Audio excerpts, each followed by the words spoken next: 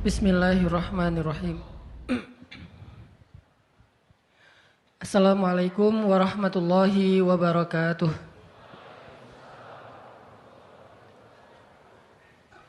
Alhamdulillahi alladzi hadana li hadza wa ma kunna linahtadiya laula an hadanallah.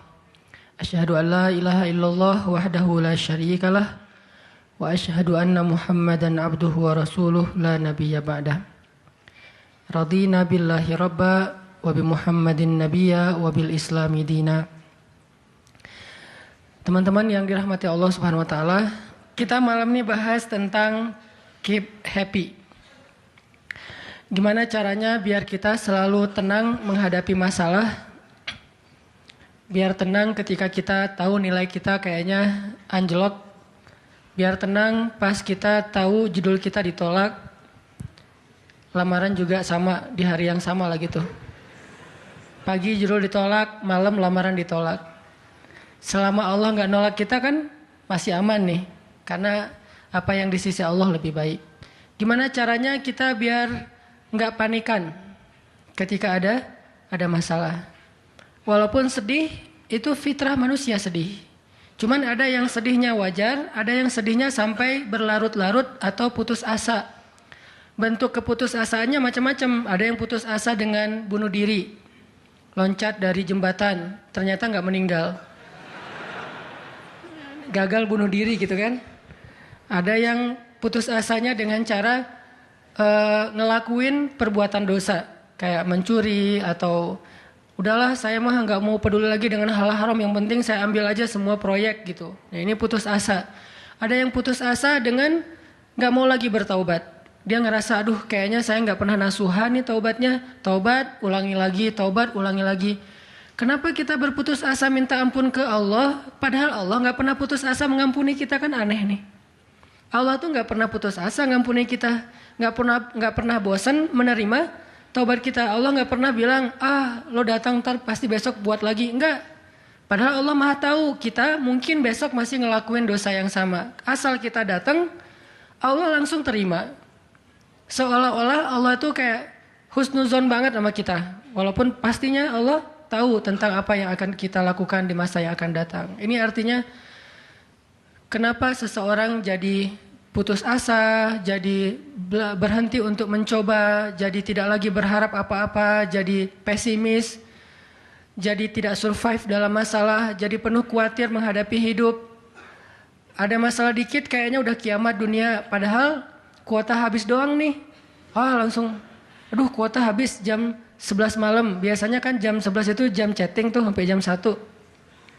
Atau jam 11 malam kuota habis, padahal tadinya pengen ngebangunin dia. Iya dia gitu kan. Jam 2. Gampang pakai aja kuota doa. Ya Allah bangunkanlah dia. Tiba-tiba dia tetap bangun. Dia bangunin kita akhirnya. Ini bisa aja terjadi. Yang jelas gimana sih cara biar kita keep happy, tetap bahagia walaupun gak bisa jalan-jalan jauh. Tadinya pengen jalan sama teman-teman, ternyata duitnya gak cukup. Kita lihat teman-teman kerjanya traveling aja. Ke Lombok, ke Batu Karas. Kerjaannya keliling aja. Dan kita aduh pengen juga ngeliat pantai misalnya, ke gunung touring sama teman-teman, ternyata tapi saya nggak punya motor, saya nggak punya uang, saya nggak punya waktu dan seterusnya. Bisa nggak kita tetap bahagia seperti mereka walaupun nggak ngerasain pengalaman-pengalaman asik seperti yang mereka rasain? Gimana caranya biar ketika kita sujud itu sama nyamannya dengan ketika kita tidur di atas pangkuan istri? Belum ya? Gak tahu sih rasanya. Pokoknya tuh keren banget loh. Salah satu yang bikin saya kalau gak bisa tidur itu tipsnya adalah tidur di atas pangkuan istri. Langsung tidur. Cuman masalahnya susah bangun. Nah ini nih, gimana caranya kalau kita sujud rasanya senyaman itu? Gimana caranya? Bukankah kita selama ini mungkin, kita atau saya lah, pas sujud pengen cepat bangun. Gimana caranya sujud nggak bangun-bangun? Pas kita sujud, aduh pengen lama gitu sujudnya teh. Terutama kalau sholat sendiri. Kalau sholat jamaah memang nggak boleh. Kenapa? Karena hajat orang beda-beda. Nabi kalau sholat jamaah mah standar-standar aja. Tapi giliran sholat sendiri itu sampai orang kewalahan ngikutin Nabi. Dan itu bukan cuma Nabi, sahabat juga kayak gitu. Siti Aisyah, istri Nabi itu.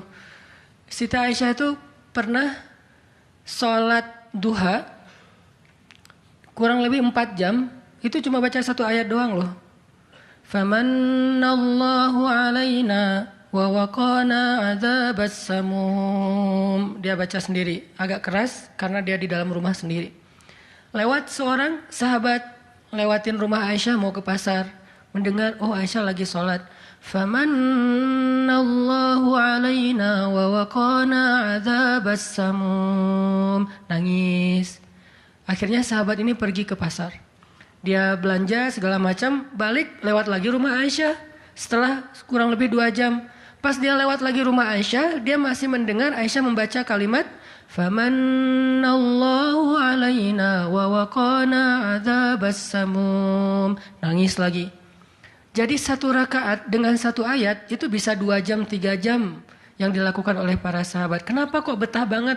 Sama kayak kita betah banget nonton film, betah banget dengerin musik kesukaan kita, diulang-ulang lagu yang sama kan ya. Mungkin 1 lagu itu durasinya sebutlah 2,5 menit, 2,5 menit. Tapi diulang-ulang bisa sampai setengah jam mendengar lagu yang sama. Bukan 1 album, 1 lagu. Kenapa kita betah? Nah gimana caranya? Kita juga dapat kebetahan kayak gitu ketika dengerin bacaan Al-Quran. Ketika kita membaca Al-Quran sendiri. Ketika kita sholat. Sampai ada istri Nabi sholat sambil ngikat badannya di dinding. Jadi dia bikin tali ke dinding gitu. Terus dia ikat badannya.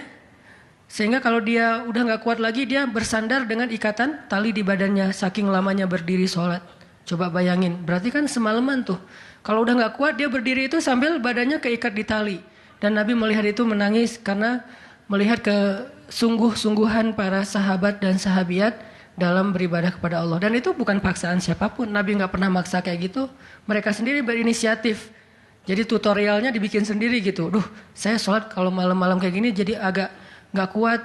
Atau saya lagi sakit nih, lagi lemes nih, lagi kurang makan. Ya udah deh, agar tetap bisa berdiri, dia ikat tali, dia ikat ke badannya, terus berdirinya kayak orang-orang setengah sadar gitu. Nah ini menunjukkan ada kenikmatan yang luar biasa yang mereka dapetin ketika mereka dekat dengan Allah Subhanahu Wa Taala. Gimana sih caranya biar kita bisa kayak gitu? Gimana caranya kita entertain kita itu adalah zikrullah. Boleh-boleh aja kita entertainnya nonton film, dengerin musik-musik yang positif. Entertain kita mungkin chatting, entertain kita mungkin update status, entertain kita mungkin kepoin mantan misalnya. Boleh-boleh aja selama masih wajar. Tapi bisa nggak entertain kita yang lain itu zikrullah. Dengan mengingat Allah kita jadi terhibur gitu. Dan itu entertain luar biasa pahalanya. Gimana caranya? Ini yang kita pengen belajar malam ini. Sehingga kita bisa tetap happy walaupun dalam keadaan tadi akhir bulan, dalam keadaan habis diputusin, dalam keadaan ditolak, dalam keadaan bingung, galau, segala macam termasuk habis pulsa. Tetap bisa happy. Pas telepon, pulsa Anda tidak mencukupi. Masya Allah. Gitu. Senyum gitu ya. Bukan, mana nih apa panik. Biasa aja. Nah ini kita perlu belajar.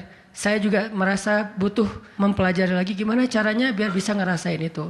Dan nasihatnya bukan dari saya. Karena saya juga masih belajar, belum istiqomah amat nih.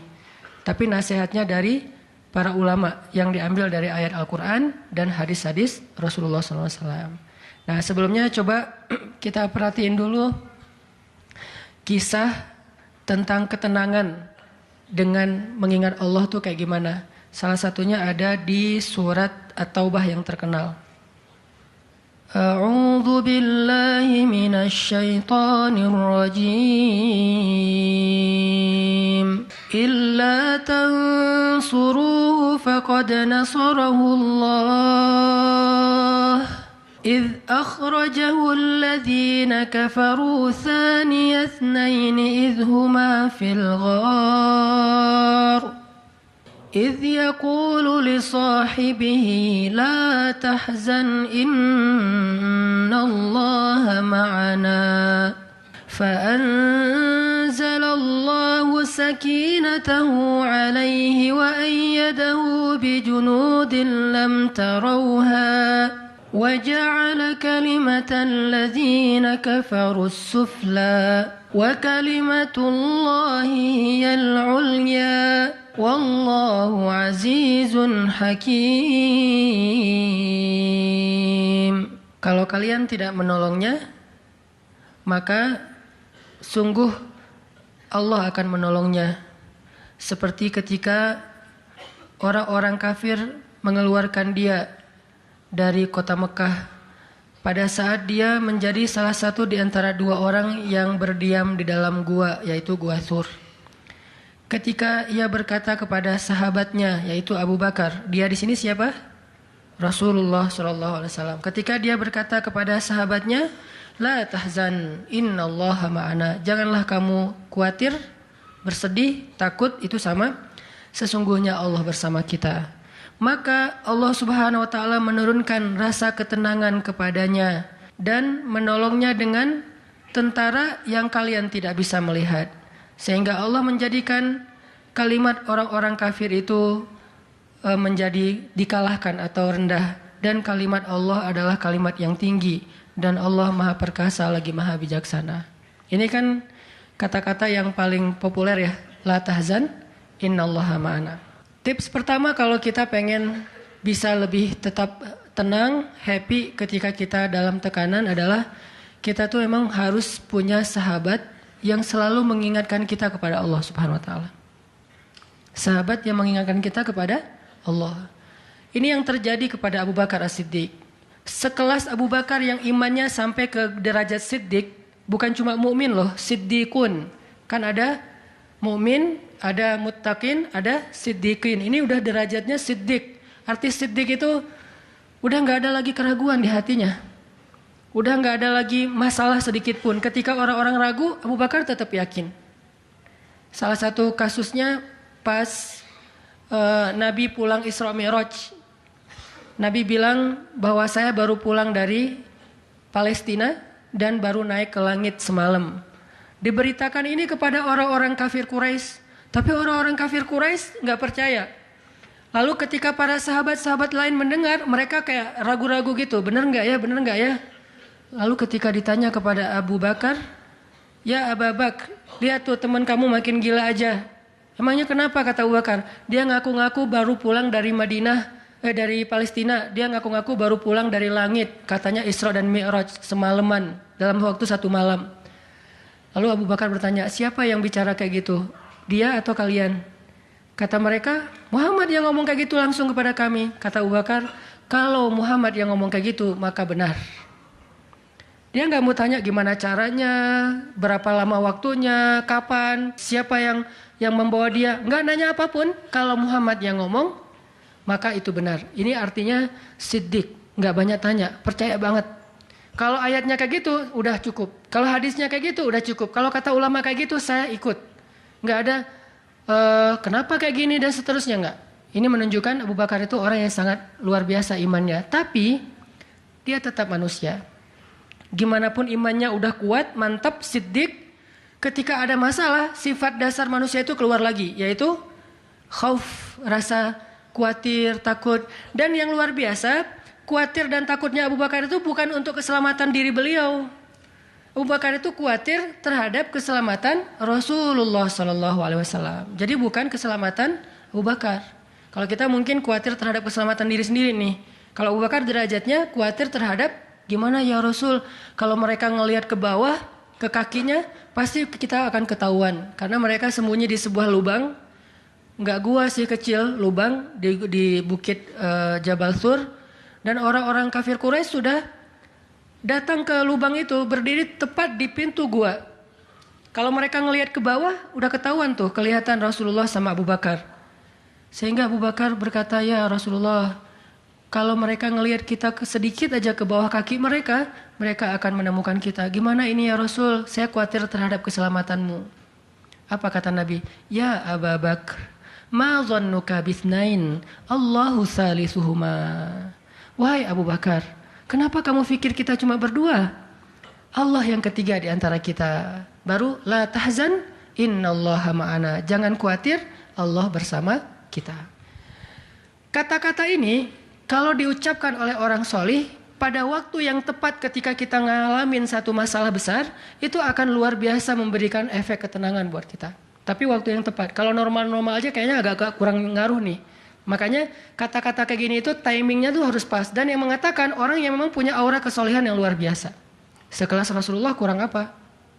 Itulah sebabnya kenapa kita harus punya banyak. Atau setidaknya kita punya seorang sahabat, seorang teman yang solih, yang sering mengingatkan kita. Minimal istri. Kenapa? Karena kalau kita galau dalam urusan kerjaan, nanti pas kita pulang ke rumah, yang akan bilang la tahzan innallaha ma'ana adalah pasangan kita. Dengan nada yang lembut, dengan senyum yang khas, dengan dekapan yang mungkin penuh kasih sayang, itu benar-benar bisa bikin kita tenang. Gak tahu tenang karena kata-katanya atau dekapannya nih, saya juga bingung. Dua-duanya kali ya. Dia bilang la tahzan ya azizi. Panggilan buat suami bahasa Arabnya yang lembut tuh azizi. Bukan al-aziz ya. Al-aziz mah nama orang. La tahzan ya azizi atau ya habibi atau ya albi. Albi itu artinya jantungku. Jangan dipakai deh, biar saya aja yang pakai itu. La tahzan. Jadi misalnya kayak suami galau tentang kerjaan. Mah, papa lagi galau nih. Kenapa, Pak? Di kantor itu kemarin kita ada tawaran proyek. Cuman proyeknya kayaknya cara untuk ngedapetin proyek itu cara-caranya tuh agak-agak kurang baik gitu. Ada suap segala macam. Tapi itu proyeknya untung besar loh, Mah. Nah, kalau kita nggak suap, kita nggak akan dapat proyek itu. Ini gimana nih, Mah? Diambil nggak? Kan galau nih, udah istikharah belum mantap nih hatinya. Istrinya yang bilang, "Papa, Allah yang kasih kita rezeki. Kalau Papa ninggalin sesuatu karena Allah, Allah akan ganti dengan yang lebih baik." Pasti dari booster ya, Mah. Nyontek gitu ya. Nah, kalau dia ngomong kayak gitu kan jadi mantep nih. Kayak saya juga pernah ngerasain lagi kayak sedih gitu, lagi galau karena satu urusan. Istri mengatakan, udah serahin aja sama Allah. Kan jadi mantap kan hatinya. Hal-hal yang kayak gini nih. Kalau belum punya pasangan, temen. Sehingga Nabi mengatakan al-mar'u ala dini khalilih. Seseorang itu bergantung loh kepada tingkat kesolehan temannya. Kalau temannya soleh, insya Allah dia akan terjaga oleh teman itu ketika dinasihati, diingatkan. Saya aja ngerasa banget yang kayak gitu. Ada masa-masa ketika saya kayak futur. Futur itu teman-teman artinya lagi lemah imannya. Mungkin banyak lalai, banyak main, sedikit manfaat. Walaupun ada juga banyak main, banyak manfaat. Itu mah tagline entah siapa akunnya gitu. Lagi futur nih ya, lagi futur. Lemah, ngerasa bangun tahajud kayak susah gitu. Ke masjid males, zikir gak khusyuk, tilawah Al-Quran gampang ngantuk.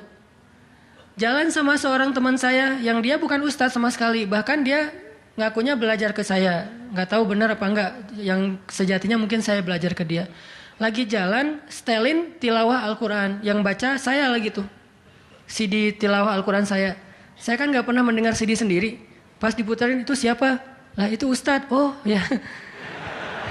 Baca surat Al-Mulk. Tabarakalladzi biyadihil mulku wa huwa ala kulli syai'in qadir.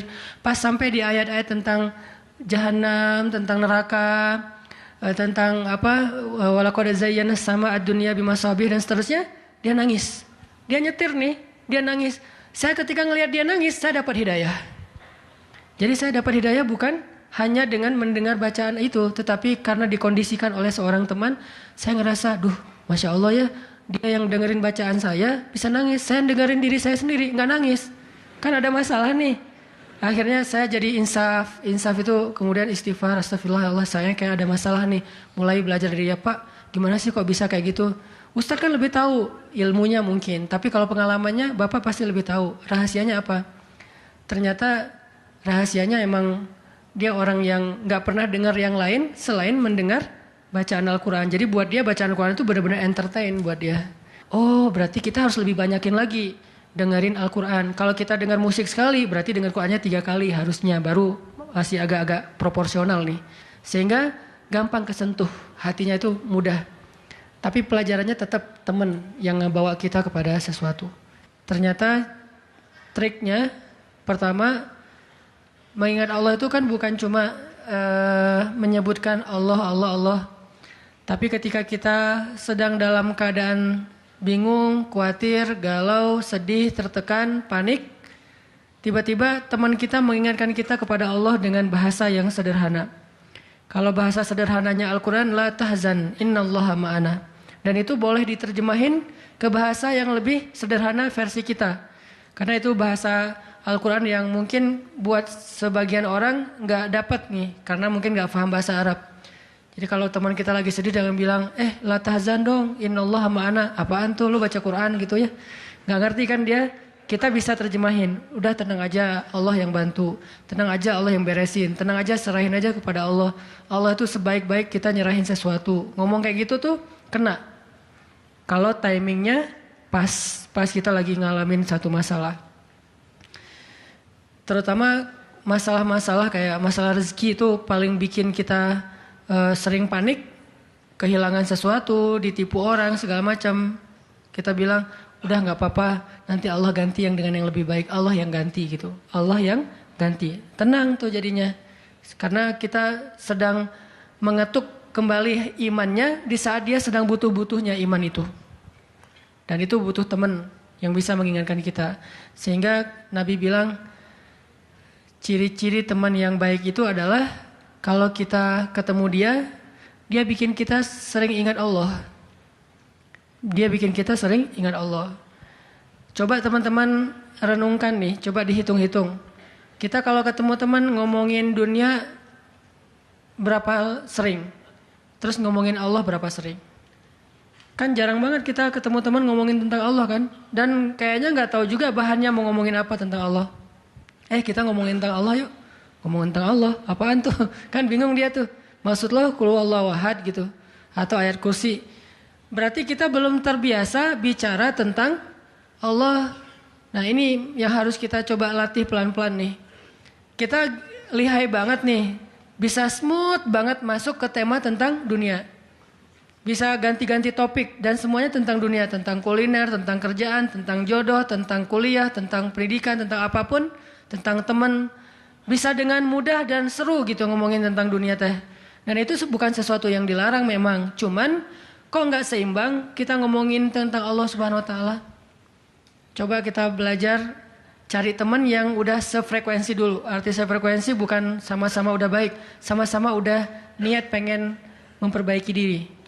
Sama-sama udah punya tekad kita pengen hijrah nih. Lagi-lagi bukan merasa diri kita lebih baik dari orang lain. Tapi yang udah sefaham. Supaya enggak banyak perdebatan. Ajak dia ngobrol tentang Allah pelan-pelan dan secara bertahap. Gak bisa langsung ngejos. Gak bisa langsung, coba lo sebutin rububiyah asma Allah yang 99 apa aja. Itu mah cerdas cermat ya. Tapi kita ngomongin Allah tuh baik banget loh kemarin gini. Allah, Allah, Allah. Allah aja yang diomongin. Sehari minimal kita ngomongin Allah itu sekali deh. Dan sekali itu jadi obrolan. Bukan cuma mention doang ya. Tapi obrolan gitu. Jadi diskusi. Sekali aja sehari. Dan gak harus lama. Mungkin cuma 5 menit. Kalau kita gak bisa ngelakuin itu secara spontan. Gak apa-apa di setting. Kita ketemu sama teman kita. Kita bikin kayak program gitu. Kita kalau ketemu pokoknya harus sekali sehari ngomongin tentang kebesaran Allah. Coba digituin. Makin sering itu makin akan nanemin satu belief faith di dalam hati kita. Sehingga ketika nanti kita ada masalah diketuk rasa iman itu cepat baliknya. Berarti kita harus cari teman yang mau menasihati kita, bicara bareng kita tentang kebesaran Allah. Dan itu yang dilakukan Nabi Musa dengan Nabi Harun ketika berdakwah yang Allah sebutin di surat Toha. Nabi Musa mau berdakwah kepada Fir'aun. Minta teman supaya bisa mengingat Allah ketika lagi dalam keadaan marah. Soalnya Musa tahu, Musa itu orangnya marah. Kalau udah marah ngeri. Harun orangnya kalem, woles. Sehingga butuh seseorang yang bisa menahan amarah dan emosinya Musa. Sehingga kata Musa, ya Allah beri saya seorang teman yang bisa mendampingi saya dalam dakwah, yaitu Harun. Kay nusabbihaka katsira wa nadhkuraka katsira, supaya kami sering bisa mengingat Engkau. Artinya kalau Musa sendiri marah, lupa sama Allah. Tapi kalau ada Harun, Musa istighfar, astagfirullahaladzim. Gitu. Begitu juga nabi kecil. Ada 2 orang nabi kecil sepupuan. Siapa dia? Isa dan Yahya. Nabi Isa dengan Nabi Yahya. Anak kecil 2 orang nih. Dua-duanya keren. Dua-duanya soleh. Dua-duanya ganteng. Dua-duanya idola. Selebgram lah di masanya. Pokoknya luar biasa nih 2 orang cowok. Anak usia, kalau nggak salah Yahya waktu itu umurnya udah sekitar 10 tahun. Isa baru lahir, berarti beda 10 tahun. Pas mereka ABG beda 10 tahun tapi nyambung ngobrolnya. Pas mereka jalan kemana-mana berdua tuh. Yang satu orangnya gampang tersentuh, nangis, yaitu Yahya. Yang satu lagi orangnya tegas, yaitu Isa. Sehingga kalau Isa lagi marah, Yahya yang mengingatkan Isa, tenang. Akhirnya tenang. Pas Yahya terlalu kayak baper gitu, aduh kasihan. Yahya itu kan orangnya kasihan, gampang kasihan, sehingga jadi agak-agak kurang tegas. Kata Isa, nggak bisa gitu dong. Akhirnya diingatkan. Nah ini pentingnya teman. Nabi aja butuh teman. Kalau kita mau kepo dikit nih, kenapa sih Rasulullah memilih Abu Bakar untuk nemenin hijrah? Kenapa nggak Umar gitu, supaya aman? Hijrah bareng Umar, siapa yang berani ngejar coba? Umar berdiri depan Ka'bah. Ya ayuhan nas, ya ma'syara Quraisy. Wahai manusia, wahai orang Quraisy, fa'lamu anni muhajir. Ketahuilah saya pengen hijrah, kata Umar. Siapa yang pengen istrinya jadi janda, anaknya jadi yatim, tunggu saya di balik bukit itu. Ada yang berani? Diam semuanya. Coba Rasul kalau hijrah bareng Umar, enak kan? Wahai orang-orang Quraisy, wahai manusia, saya sama Rasul nih mau hijrah. Siapa yang berani nunggu saya di balik bukit itu? Kalau enggak dia akan hilang kepalanya. Enggak ada yang berani kan? Kenapa Rasulullah milih orang yang lemah seperti Abu Bakar? Udah kurus, lemah, dan kaumnya kabilah yang lemah. Bani Taim.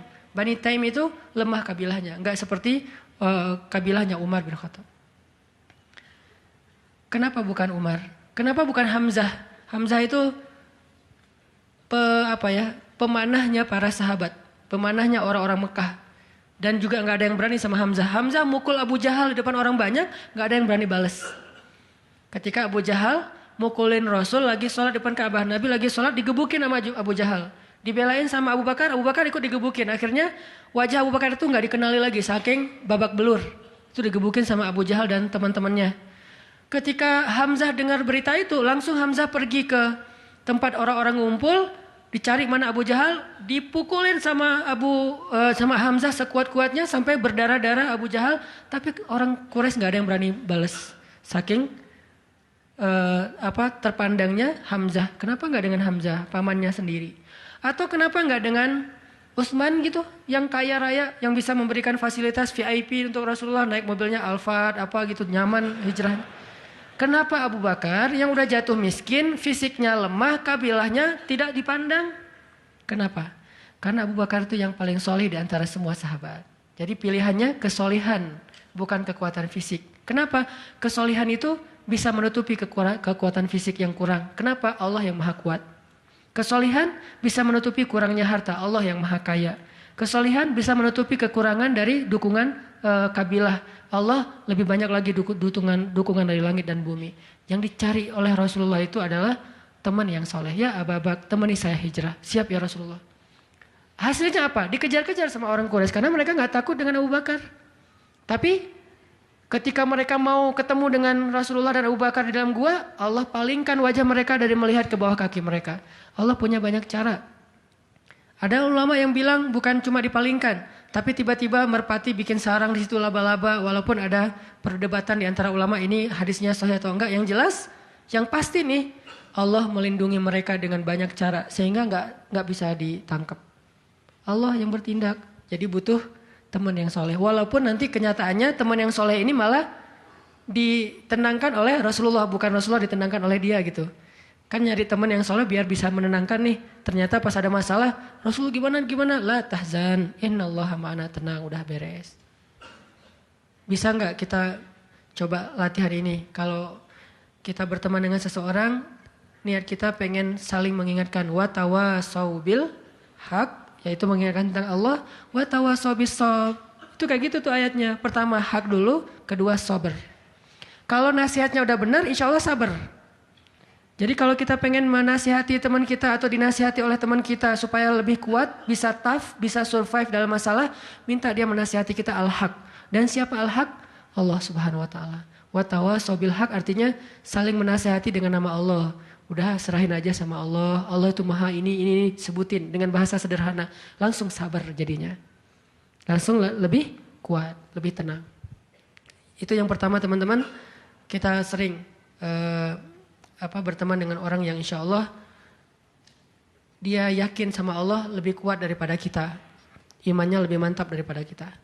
Yang kedua, gimana caranya biar kalau kita menyebut nama Allah, kalau kita sholat, kalau kita berzikir itu jadi lebih tenang gitu, lebih happy. Karena sebetulnya orang mukmin itu bahagianya itu ada di dalam hati. Kalau bahasa Ibnu Taimiyah, surgaku itu di sini. Surga orang mukmin itu di hati. Surga kita itu bukan rumah, surga kita itu bukan mobil, surga kita itu bukan pekerjaan, surga kita itu bukan tempat jalan-jalan, tapi semua itu kebaikan, kesenangan. Cuman surga kita ada di sini. Dan ini kita bawa kemana-mana. Jadi nggak susah menemukan surga teh. Aduh, bete nih kenapa nggak bisa jalan? Bete nih kenapa nggak bisa nonton? Bete nih kenapa nggak bisa nyaman di rumah? Bete nih kenapa? Gampang bete karena surga kita bertempat di sesuatu tempat yang sulit untuk kita jangkau. Harusnya itu jadi hiburan buat kita, bukan surga. Sedangkan surga memang adanya di hati. Ada masalah, Allah lebih kuasa, makhluk tidak kuasa. Ada masalah, kita bilang Allah maha besar, masalah saya kecil dibandingkan Allah. Kalau dibandingkan kita mungkin kita lebih kecil daripada masalah. Tapi dibandingkan Allah kita, Allah lebih besar. Allahu Akbar. Kita belajar Allah yang maha memelihara. Kita kan dipelihara Allah, terus ngapain kita khawatir? Kalau gitu gak usah ikhtiar, Ustaz. Ikhtiar, tapi jangan libatkan hati. Ikhtiar itu pakai tangan, pakai kaki, pakai tenaga fisik. Hati gak perlu berikhtiar. Hati itu bertawakal. Fisik kita berikhtiar, hati kita bertawakal. Jangan sampai hati kita ikut ikhtiar, ini bahaya nih. Kalau hati kita ikut ikhtiar, berarti kita lebih percaya kepada makhluk daripada Allah. Nanti akan mentok, kalau udah mentok putus asa, itu penyebabnya. Gara-gara hatinya baper dengan ikhtiar. Ketika jalan-jalan ikhtiar itu tertutup, hati kita jadi give up. Nyerah aja deh. Sedangkan kalau hati kita nggak ikhtiar, dia cuma tawakal. Jalan tertutup, dia masih bilang, Allah maha kuasa. Ala kulli syai'in qadir. Segala sesuatu Allah maha bisa. Nggak mungkin nggak bisa. Tetap. Makanya jangan ikhtiar pakai hati. Ikhtiar pakai tenaga. Hati tawakal babnya. Sehingga tawakal itu amal hati. Ikhtiar itu amal fisik. Kan dalam Islam itu ada amal batin, ada amal zahir ya. Amal batin hati. Amal zahir fisik kita. Ikhtiar amal zahir. Jangan dicampur dengan amal batin. Coba teman-teman buka deh surat Hud, surat 11. Kalau ragu tentang rezeki baca nih ayat nih. Surat 11, surat Hud ayat 6. Wa ma min dabbatin fil ardi illa 'ala Allahi rizquha wa ya'lamu mustaqarraha wa mustawda'aha. Kullun fi kitabim mubin. Tidak ada satu hewan melata pun di muka bumi kecuali Allah menjamin rizkinya. Ini amalan hati nih. Ini ayat untuk menguatkan hati kita, bukan menguatkan fisik. Tapi biasanya hati kalau udah kuat, fisik ke bawah. Kan kata Nabi kalau hatinya baik, yang lain ikut baik. Kalau hatinya buruk, yang lain ikut buruk. Jadi kalau hatinya udah give up, pasti fisiknya jadi lemah. Kalau hatinya tough dan masih punya belief ke Allah, masih punya harapan, maka fisiknya juga akan kuat. Wa ma min dabbatin fil ardi illa 'ala Allahi rizquha wa ya'lamu mustaqarraha wa mustawda'aha. Allah tahu di mana rezeki kita disimpan. Allah tahu kemana kita akan membelanjakan rezeki itu. Semuanya tertulis di dalam kitab yang jelas. Allah yang tahu. Allah yang menjamin. Gak ada yang gak dijamin rezekinya. Makanya saya pernah cerita tuh dulu. di mall sebelah. Saya sama istri habis kajian di sini atau sebelum kajian di sini sebelum maghrib sempat mau belanja dulu, belanja di supermarketnya di bawah, lantai bawah. Dari lobi kita mau ke bawah itu cari eskalator kan ya, belok kanan cari eskalator. Ternyata salah ngambil jalan. Kita habis belok kanan langsung belok kiri. Harusnya kalau belok kanan lagi sekali lagi langsung eskalator turun tuh. Pas karena kita belok kiri, akhirnya kita muter. Gara-gara muter, ngelewatlah sebuah stand baju kaos yang lagi diskon.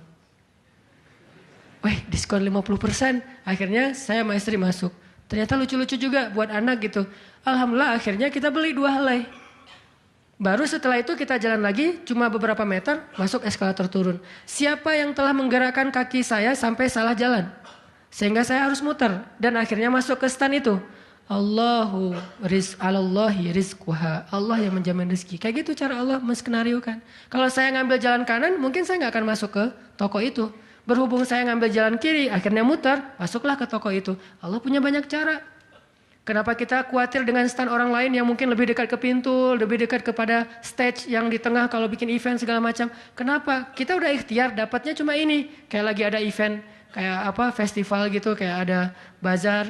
Kita punya banyak stand. Stand kuliner kita paling pojok, dekat toilet. Stand kuliner teman-teman kita tuh paling depan.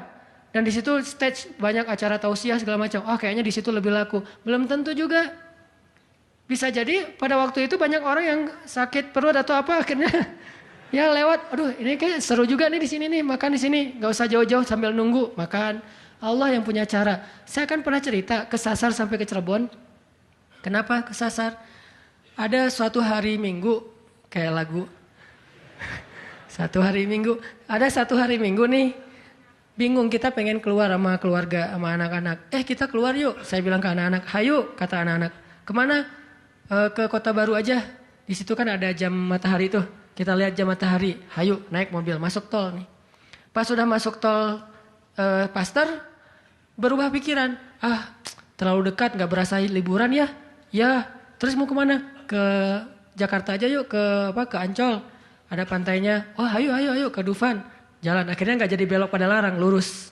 Niatnya ke Ancol. Sebelum Cikampek berubah lagi pikiran. Ancol mah pantainya gitu-gitu aja ya, udah pernah ya. Terus gimana dong, cari pantai baru deh yang di daerah Indramayu, Cirebon gitu. Siapa tahu ada yang lebih bagus yang masih virgin. Boleh, keluarlah Cikampek. Waktu itu belum ada tol Cipali ya, keluar Cikampek. Akhirnya nyisir Subang, Indramayu, nggak dapat pantai yang kita nyaman nih. Berhenti sebentar, nggak nyaman ini banyak sampah. Akhirnya jalan lagi sampai dari pagi keluar asar makan empal gentong di Cirebon. Siapa yang mendatangkan saya ke warung empal gentong itu? Pas kita masuk, orangnya bahagia banget gitu. Kelihatan kalau dari pagi itu belum ada yang datang, belum ada pelanggan, sepi warungnya. Karena tempat parkirnya agak nyaman, langsung parkir di situ, makan empal gentong dan ternyata enak, kita bungkus. Orangnya tuh alhamdulillah nih datang dari pagi belum ada yang datang, senang gitu. Dan saya bilang, "Pak, tahu nggak saya dari mana?" "Dari mana?" "Dari Bandung." "Mau kemana emang?" "Nggak kemana-mana." Muter. Jadi kita cuman dari Bandung cuma pengen makan empal gentong di Cirebon ujung-ujungnya. Pulang sampai ke Bandung jam 10 malam macet lagi tuh di Sumedang karena ada perbaikan jalan. Cuma pengen makan empal gentong, ngasih rezeki ke orang di Cirebon. Kayak gitu banget tuh caranya tuh, coba lihat cara Allah. Oh yakin nih sama Allah. Allah bisa banget ngedatangin. Kalau ini terjadi kepada orang lain, berarti kalau saya cari rezeki bisa juga caranya kayak gitu. Allah kan punya banyak cara. Cuman kadang-kadang atau seringnya kita nggak tahu cara itu, tahu hasilnya doang nih. Tiba-tiba dapat. Sesederhana itu kita berpikir, akhirnya sesederhana itulah syukur kita ke Allah. Kalau kita tahu gimana rumitnya rezeki itu datang ke kita, kita akan syukurnya lebih pasti tuh. Masya Allah ya, Allah ngedatangin rezeki ke saya tuh gitu-gitu amat. Sampai ada orang yang kesasar sekeluarga, bingung gitu. Tapi kan dia, kalau saya nggak cerita dia nggak akan tahu. Dia pikir cuma orang yang memang tinggal di Cirebon atau emang lagi jalan lewat kebetulan mampir. Artinya karena dia nggak tahu prosesnya, rasa syukurnya juga sederhana. Sama kayak kita nggak mensyukuri masakan istri kita kalau yang udah punya. Istri itu masak tuh rempong loh dari pagi, wah sampai ganti lagi. Kita nggak tahu ya, mungkin istri kita baru belajar masak, gagal 2 kali loh. Itu yang ketiga tuh, nggak enak pula. Udah gagal 2 kali. Dan kita pikir cuma masak sayur gini doang mah, sayur bening mah gampang. Kita kan nggak tahu prosesnya, sehingga apresiasi kita juga ya segitu-gitu aja. Kalau kita tahu prosesnya, walaupun cuma sayur bening sama telur ceplok, kita akan peluk istri kita, mah makasih banyak ya, mama udah berkorban banget buat papa mah, hari ini makanan terenak sepanjang hidup papa loh mah. Kenapa ngomong gitu? Karena tahu prosesnya. Gitu juga kita ke Allah. Karena kita nggak tahu proses rezeki itu Allah setting sampai datang ke kantong kita. Kita kayak ya alhamdulillah gitu doang. Tapi kalau kita tahu masya Allah ya Allah alhamdulillah atas semua nikmat yang kau berikan, puji-puji Allah. Artinya teman-teman kalau galau tentang rezeki dari Allah, tentang pekerjaan, tentang kuliah segala macam termasuk tentang jodoh, coba baca ayat 6. Semua Allah yang jamin.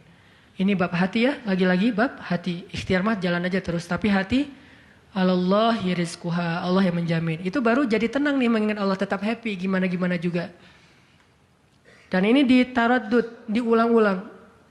Coba diulang-ulang nih ayat nih. Jadikan salah satu ayat favorit. Kalau kita lagi galau langsung baca ayat ini berulang-ulang sendiri kalau bisa. Baca dulu terjemahannya, hafal.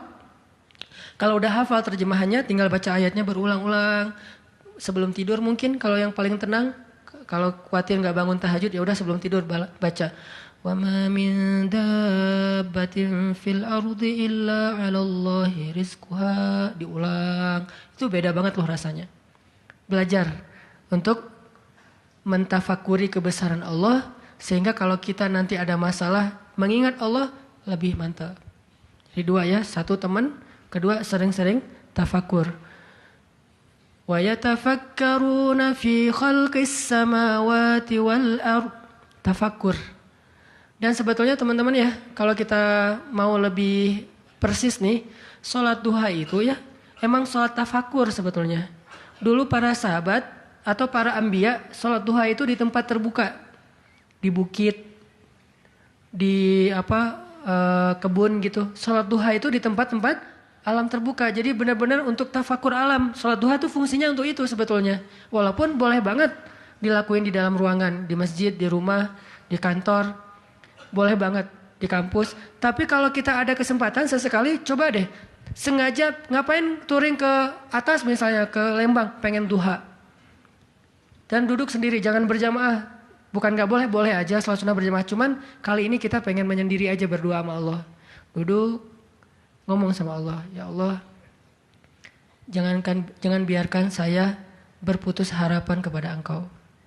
Jangan biarkan saya berputus asa dari rahmat-Mu. Bimbing hati saya, ya Allah, tolong saya dalam masalah ini. Engkau maha kuasa, siapa lagi yang bisa nolong saya selain Engkau? Ngomong kayak gitu sama Allah, yang romantis, yang akrab gitu. Jangan sampai kita ngomong ke Allah tuh kayak orang gak kenal. Cuman copy paste, Rabbana atina fid dunya hasanah fil akhirati hasanah wa qina azabannar. Amin. Udah kayak enggak kenal gitu. Ngomong sama Allah itu akrab, ngomong ya Allah, gimana nih? Saya ada masalah kayak gini, curhat sama Allah. Itu beda loh. Kalau itu kita coba praktekin, saya yakin asal sesuai dengan cara-cara tadi tuh sendiri, alam terbuka, curhat sama Allah, ingat kebesaran-kebesaran Allah, insyaallah bizikrillah tatmainnul qulub, tenang banget tuh hati. Saya kadang-kadang mempraktekkan itu walaupun nggak di alam terbuka banget tapi minimal mencoba untuk menyendiri gitu. Rasulullah kan kalau lagi ada masalah sama keluarganya menyendiri di masjid kan, duduk di mihrab berzikir kepada Allah, ya Allah, ya Allah, Engkau lah yang maha penyabar, saya tidak sabar. Terus curhat sama Allah, kayak anak pulang curhat sama ibu, gimana rasanya? Kan tenang kan? Kayak kita curhat sama teman pasti beda. Cuma emang yang paling indah curhat sama ibu atau sama ibunya anak-anak. Itu beda banget tuh. Nah harusnya kita curhatnya ke Allah kayak gitu tuh. Tapi jangan bilang mah, tapi angkat tangan salah. Bukan mah, ya Allah gitu. Allah dipanggil mah, jangan. Karena terlalu menjiwai pengen punya ya. Ustadanan mah ngebully wae. Tapi benar loh teman-teman. Saya tuh membuktikan kata Allah setengah agama itu benar. Agama itu rasanya hati kita itu kayak belum sempurna sebelum ada Dia. Jadi gimana pun solehnya tuh kayak ada yang kurang gitu. Apa ya yang kurangnya di hati saya ya? Apa ya? Ternyata namanya belum tertulis, nggak jelas juga namanya siapa gitu. Kalau udah ada itu beda banget. Curhat, ngobrol, jalan, dan kalau dia orangnya soleh pas lagi galau dia yang langsung mengingatkan kita. Kalau perlu dia yang membangunkan kita. Tahajud berdua yuk. Hayu tahajud berdua. Jangan panjang-panjang ya baca ayatnya. Ya siaplah. Kalau dia request kan siap ya. Bacanya jangan panjang-panjang. Kalau teman-teman yang request. kalian mah juga baju hijrah aja udah kayak gitu. Lihat nih gua nih salat tahajud nih 15 juz. Luar biasa ya. Kalau istri biasanya lebih kasih sayang. Kasihan nih istri saya seharian capek nungguin sambil tidur-tiduran gitu. Nonton TV gitu, capek dia, kasihan seharian nonton TV teh.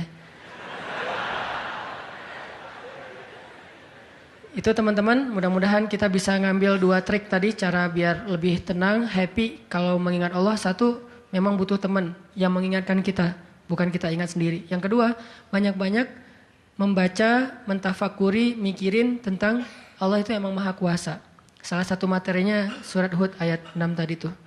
Makin kita yakin sama Allah, begitu kita ingat Allah, itu makin lebih ngaruh ke hati kita. Tapi kalau kita nyebut nama Allah nggak yakin, cuma insya Allah, ya Allah, subhanallah, masya Allah, nggak ngaruh, cuman zikir doang, cuman lisan, tapi tidak sampai ke hati.